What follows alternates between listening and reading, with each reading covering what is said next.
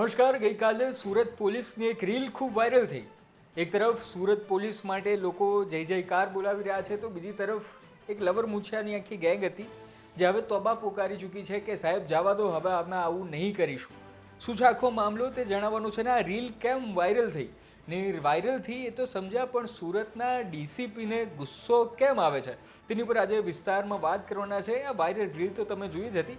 વધુ એકવાર એ દ્રશ્યો જુઓ જેમાં સુરત પોલીસના ડીસીપી રાજદીપસિંહ નકુમ જે રીતે તેમના દેશી ભાષામાં કહું તો મોર બોલાવી રહ્યા છે, જે રીતે જાહેરમાં સરભરા કરી રહ્યા છે, રિકન્સ્ટ્રક્શનના નામે જે રીતે એ લોકોને શિક્ષા કરી રહ્યા છે. પહેલાં તમે આ વિડીયો જુઓ, ત્યારબાદ વધુ વિગતવાર વાત કરીએ કે આ લબર મૂછિયાઓનો વાંક શું હતો, શું તેમણે કાંડ કર્યો છે, અને સાથે સાથે એ પણ કે ડીસીપીને ગુસ્સો આવ્યો કેમ.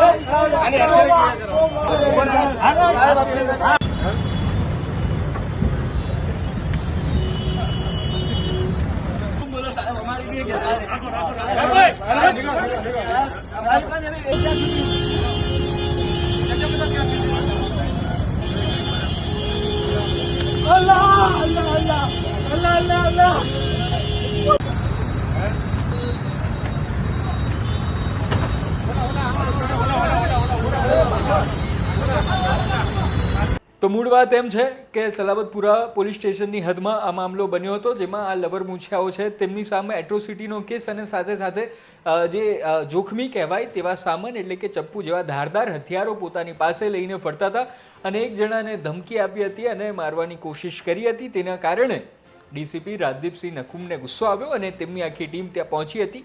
રિકન્સ્ટ્રક્શન નામનું હતું, પરંતુ ત્યાં જ પબ્લિકની સામે જ તેમને શિક્ષા કરી દેવામાં આવી. હવે મેં તમને પહેલાં કહ્યું એમ રાજદીપસિંહ નકુમને ગુસ્સો કેમ આવ્યો તેની વાત કરીએ તો સૌથી પહેલાં થોડા સમય પહેલાં જ રાજદીપસિંહ નકુમ માટે એક સારા સમાચાર એ હતા કે તેમને આઈપીએસ તરીકે પ્રમોટ કરી દેવામાં આવ્યા હતા, અને એ પણ એ સમયે જ્યારે નાસિરનગરનો જે ભૂતિયા ડિમોલિશનનો વિવાદ ચાલી રહ્યો હતો તેમાં તેમની ઉપર પણ છાંટા ઉડ્યા હતા અને તેવામાં તેમને આઈપીએસ તરીકે પ્રમોશન તો મળ્યું, પરંતુ હજી પણ તેઓ એસઓજીમાં ડીસીપી તરીકે તેઓ અહીં સુરતમાં જે છે તે તેમનું પદ એનું એ જ રહ્યું છે.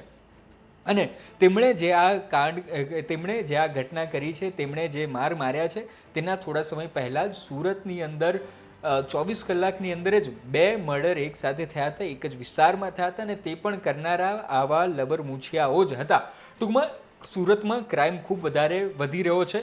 એસઓજી સતત કોશિશ કરી રહી છે કે આ ક્રાઇમ રેટ જે છે તેને ઘટાડવામાં આવે, અને તમે આગળ પણ જોયું હશે કે સુરતના એસઓજી પર કોઈકના તો 4 હાથ છે, તેઓ વારંવાર આવી રીતે સરભરા જાહેરમાં ગુનેગારોની કરતા હશે. તમે પણ જોયું હશે ઘણા બધા પોલીસ અધિકારીઓ હતા, પરંતુ ફક્ત ને ફક્ત ડીસીપી રાજદીપસિંહ નકુમ જ કાયદો દંડો તમામ વસ્તુઓ હાથમાં લઈ રહ્યા છે, ગુનેગારોને લંઢારી રહ્યા છે, મારી રહ્યા છે, કારણ કે તેમની ઉપર કોઈકનો તો આશીર્વાદ છે જ. પરંતુ આમ છતાં પણ સુરતમાં ક્રાઇમ હજી સુધી ઘટ્યો નથી, તે પણ એક વાસ્તવિકતા છે.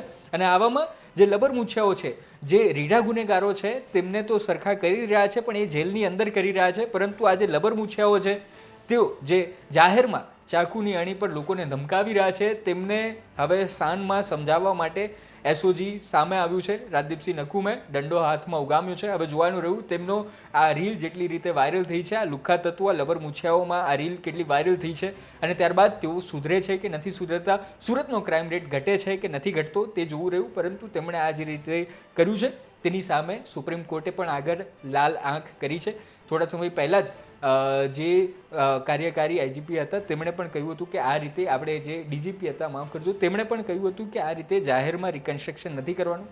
જોકે હવે નવા આવી ગયા છે અને ત્યારબાદ તેમણે આ રીતનું કામ કર્યું છે. અને ત્યારે જેમણે આ વટહુકમ બહાર પાડ્યો હતો, જાહેરનામું બહાર પડ્યું હતું, ત્યારબાદ પણ જાહેરમાં આવી રીતે સરભરા કરવામાં આવતી જ હતી. દેશી ભાષામાં વરઘોડા કાઢવામાં આવતા જતા. આ બાબતે તમારું શું કહેવું છે? શું આ રીતે જાહેરમાં સરભરા કરવા બાદ આ લબરમૂછિયાઓ સુધરશે કે કેમ, કે પછી પોલીસે કાયદો હાથમાં લીધો છે? તમારું શું માનવું છે કોમેન્ટમાં જરૂર જણાવજો અને જોતા રહો ગુજરાત તકને. ધન્યવાદ.